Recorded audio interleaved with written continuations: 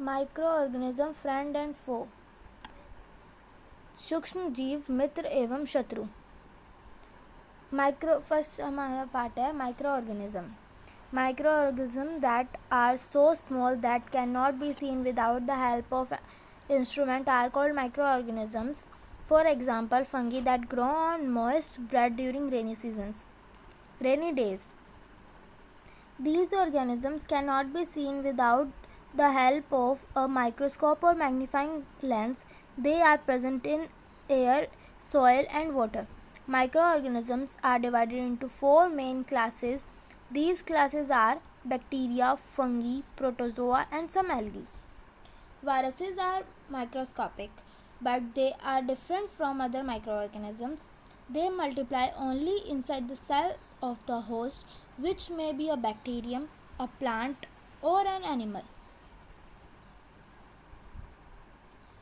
Viruses causes common illness such as common cold, influenza, which is also known as flu, and most cough.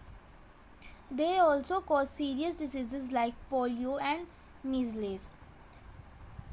Diarrhea and malaria are caused by protozoa, while bacteria cause typhoid and tuberculosis, which is also written as TB.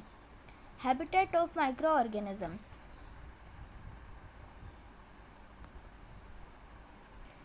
Microorganisms may be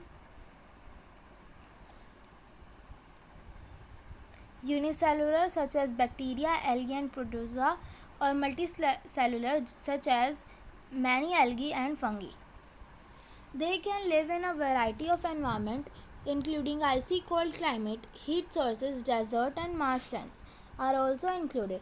Marshland जैसे कि दलदली मिट्टी जो होती है वो marshland कहलाती है. They can also be found as a parasite in the bodies of all animals including humans. Some microorganisms grow on other organisms while others exist independently. इसका मतलब क्या है कि कुछ ऐसे माइक्रोऑर्गेनिजम्स होते हैं जो दूसरे ऑर्गेनिजम्स के ऊपर रहते हैं, लेकिन कुछ ऐसे होते हैं जो इंडिपेंडेंटली खुद ही अपना दूसरों के ऊपर एग्जिस्ट नहीं करते, वो अपने ऊपर इंडिपेंडेंट होते हैं. फिर आता है organisms and us. Friendly microorganisms. They are used in making curd, bread, and cake. Microorganisms have been used to produce alcohol since ancient times.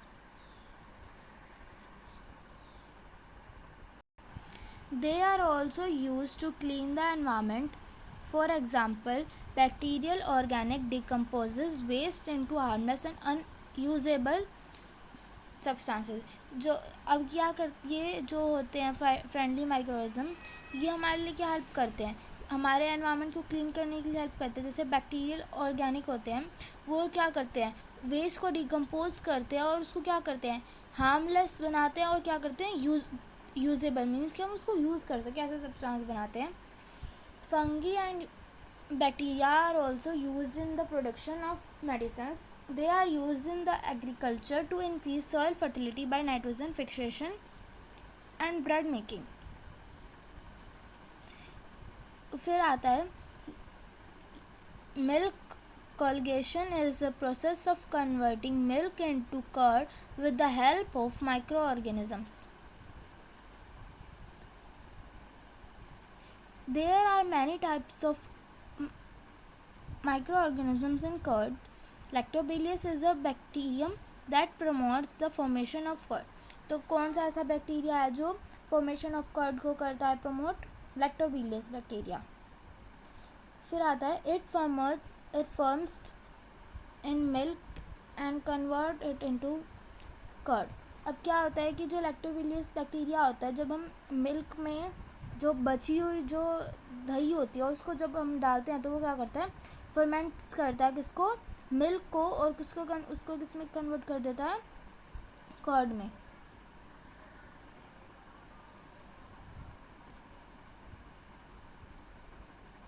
Bacteria are also involved in the production of cheese and pickle and many other food items.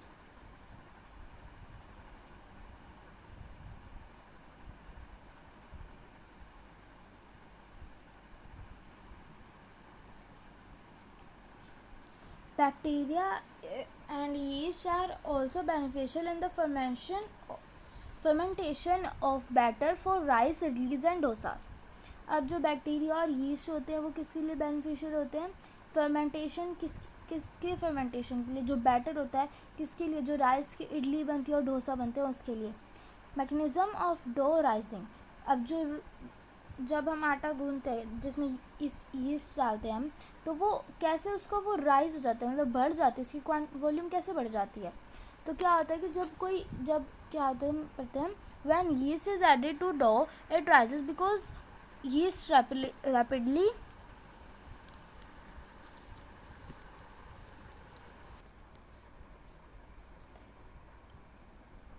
when yeast is added to dough it rises because yeast rapidly grow. The flour reproduces from yeast and produces carbon dioxide during respiration. The gas bubble fill the flour and increase its volume. अब क्या होता है कि जब east होता है वो किसी डो में मिलाया जाता है, आटे में मिलाया जाता है, तो वो क्या होता है कि जो ईस्ट है वो बढ़ता जाता है. क्यों? क्योंकि वो जल्दी से ग्रो होता है. जो फ्लोर है वो किसके कारण बढ़ जाता है? ईस्ट के कारण. क्या प्रोड्यूस करता है वो? Carbon dioxide. जो ईस्ट होता है वो जब वो सांसें तो लेंगे वो, तो वो क्या करता है? कार्बन डाइऑक्साइड प्रोड्यूस करता है जब वो अपनी मतलब सांस लेता है अपनी, तो और जो उसके फिर ऐसे गैस बबल्स बन जाते हैं कार्बन डाइऑक्साइड के, तो वो जो आटा होता है उसके क्या कर देते हैं? वॉल्यूम को इंक्रीज कर देते हैं. अब आता है commercial uses of micro organism. Micro organism can be use to produce alcohol, wine and acetic acid, vinegar on a large scale.